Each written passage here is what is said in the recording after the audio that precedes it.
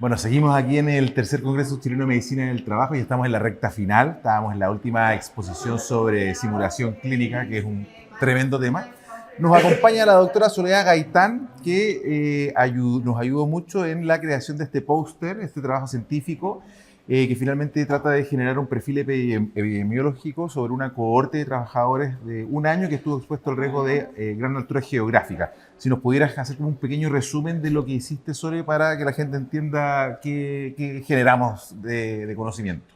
Bueno, en el fondo, para poder tomar medidas en salud, especialmente en lo que se aplica a salud pública o a la medicina en el trabajo en este caso, uno tiene que conocer a su población, tiene que saber cómo es, tiene que saber qué le aqueja, en el fondo tener el detalle de su salud integral. Entonces, este trabajo fue una contribución justamente para poder explorar a la gente que postula a trabajos a gran altitud geográfica y saber cuántos de ellos, por ejemplo, tenían alguna contraindicación de salud para subir, cuáles no, porque fundamentalmente acá lo que se busca con las evaluaciones preocupacionales para los que van a trabajar a gran altitud es descartar que tengan algún factor de riesgo cardiovascular, ya que está comprobado que al subir a gran altitud este riesgo se incrementa y entonces hay mucho riesgo de que tengan algún evento cardiovascular a gran altitud.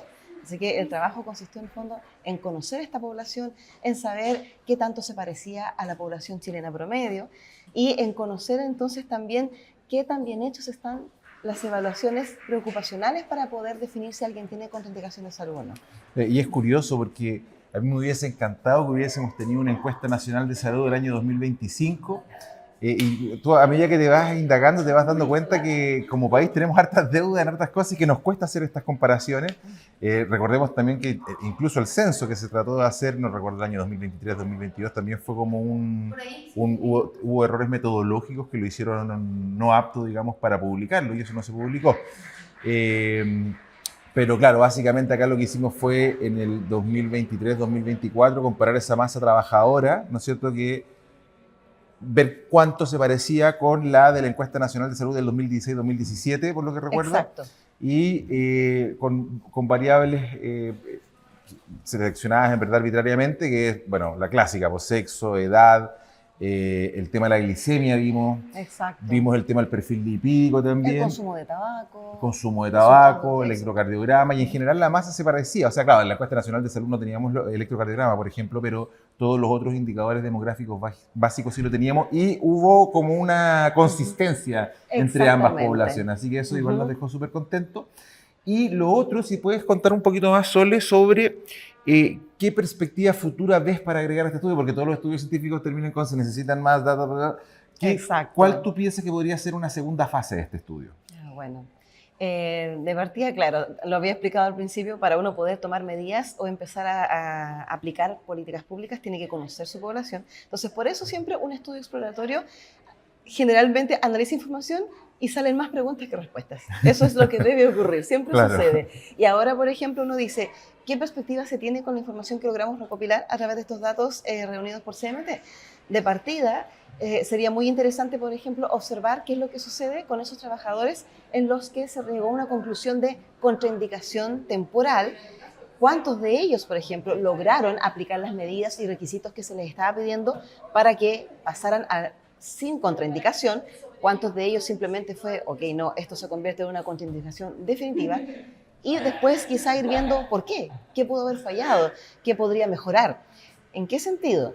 Como vimos que esta población se parece mucho a la población chilena promedio, trabajadora en general, en el fondo cualquier medida que nosotros podamos aplicar con estos postulantes también podría eventualmente ser aplicado a la población general. Entonces, si vemos que hay gente que tiene riesgo cardiovascular, ¿de qué manera podemos ayudar a que ese riesgo disminuya y así tengan una mejor calidad de vida? Entonces, es súper claro lo que dice la Sole, y en general, claro, porque nuestro muestreo fue como un muestreo estratificado donde Fernando Peñafiel, trabajador, voy a CMT, me evalúo y solamente pesquisa, o sea, tomamos como para agregar a la data, ¿no es cierto?, esa evaluación inicial, pero no vimos la segunda patita cuando yo llegué con un certificado del cardiólogo, un test de esfuerzo que estaba negativo para isquemia y si pude subir al cerro a trabajar. Exactamente. O viceversa, que haya llegado con mi test de esfuerzo positivo para isquemia y ahora estoy en una hora para una coronariografía. No hicimos ese segundo clic, se dificultó un poquito con el tema de la extracción de la información, pero sin duda es algo que tenemos que seguir avanzando, y la idea es seguir avanzando, como tú dices, en ese sentido para poder generar data que ojalá se transforme en alguna política pública. Recordemos que la guía de hipovarias del 2010 requiere actualizaciones, tanto como para hacerle doble clic a algunos motivos de salud que contraindican, pero no aparece en la guía qué tiene que hacer el trabajador para poder aprobar. Entonces, sin duda esto podría ayudar mucho para generar una actualización de la guía y ver dónde podemos afinar un poquito el tema de las contraindicaciones o aflojar un poquito si está siendo muy estricto en alguna parte. Exacto, y si me permites también para redondear justamente esto, eso nos muestra muy claramente el nexo que hay entre la medicina ocupacional y del trabajo y las otras áreas de especialidad de la medicina. Es una hermana más entre las áreas de especialidad y la idea es que empecemos a hilvanar esta red grande de apoyo entre diferentes especialistas para que podamos enfrentar desafíos de manera conjunta. Y creo que los resultados que obtuvimos son una prueba importante de eso. Oye, aquí voy a dar el paso entonces al cambio de tema y comentar un poquito lo que hemos visto en el Congreso. En lo personal, claro, viene de ser la recomendación de tuya también, porque nos encanta el tema, pero ha estado súper bueno. Además de las charlas interesantes que hemos visto, yo quedé muy contento con la firma que se hizo con los otros coordinadores de las carreras de postítulo de especialidad en medicina del trabajo de Brasil, de Argentina y de Perú, donde vamos a poder hacer intercambio y rotaciones entre los países para conocer las realidades.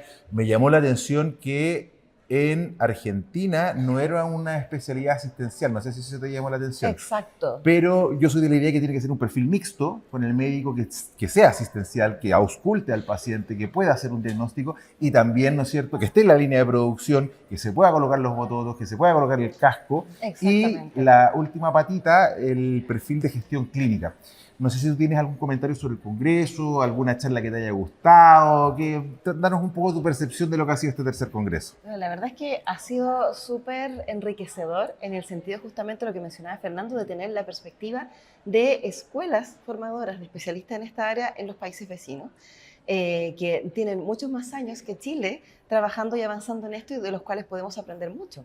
Pero también yo sentí que nosotros también tenemos harto que aportar. Somos una sociedad de medicina del trabajo muy joven, como dijo uno de ellos, comparado con ellos, pero tenemos mucho empuje y nos hemos preocupado tanto de la excelencia que igual creo que tenemos cosas muy valiosas en el intercambio para poder brindarles a ellos. Por mi parte, además, yo disfruté particularmente la tanda de conferencias que estuvo destinada a ver lo que pasaba con el trabajo en las distintas etapas de la vida. Explorar, por ejemplo, los desafíos para el trabajo entre población joven y con la población de la tercera edad y ir viendo en el fondo cómo también el desafío es hacer que el trabajo sea una dimensión más del bienestar y de la felicidad humana. Eso lo encontré súper bueno y fue como el resumen que me quedó de eso y espero poder llevármelo a mi labor diaria. Bueno, muchas gracias, Sore, como siempre, por la buena disposición, por el feedback y por el apoyo en el trabajo científico, que sin duda es algo que vamos a seguir trabajando.